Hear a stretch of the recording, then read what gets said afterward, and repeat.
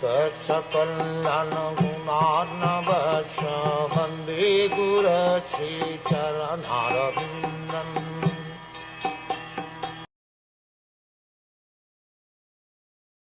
Thus Maharaj Dhṛitarāṣṭr, the scion of the family of Ajmeth, firmly convinced by introspective knowledge prajan, broke at once the strong network of familial affection by his resolute determination.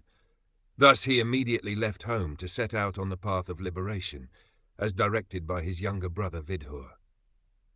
Lord Sri Caitanya Mahaprabhu, the great preacher of the principles of Srimad Bhagwatam, has stressed the importance of association with sadhus, pure devotees of the Lord.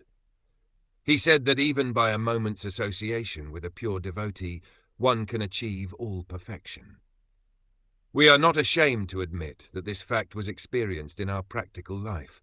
Were we not favoured by His Divine Grace Srimad Bhaktisiddhanta Saraswati Goswami Maharaj by our first meeting for a few minutes only, it would have been impossible for us to accept this mighty task of describing Srimad Bhagwatam in English.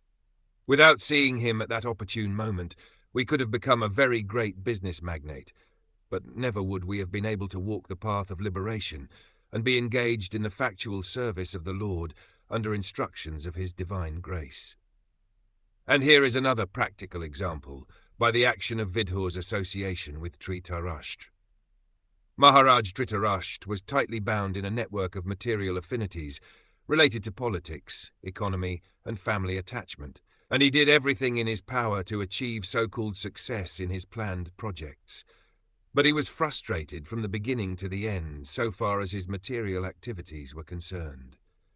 And yet, despite his life of failure, he achieved the greatest of all success in self-realization by the forceful instructions of a pure devotee of the Lord, who is the typical emblem of a sadhu. The scriptures enjoin, therefore, that one should associate with sadhus only, rejecting all other kinds of association, and by doing so one will have ample opportunity to hear the sadhus who can cut to pieces the bonds of illusory affection in the material world. It is a fact that the material world is a great illusion because everything appears to be a tangible reality, but at the next moment evaporates like the dashing foam of the sea or a cloud in the sky. A cloud in the sky undoubtedly appears to be a reality because it rains, and due to rains, so many temporary green things appear, but in the ultimate issue, everything disappears, namely the cloud, rain, and green vegetation, all in due course. But the sky remains, and the varieties of sky or luminaries also remain forever. Similarly, the absolute truth, which is compared to the sky, remains eternally, and the temporary cloud-like illusion comes and goes away.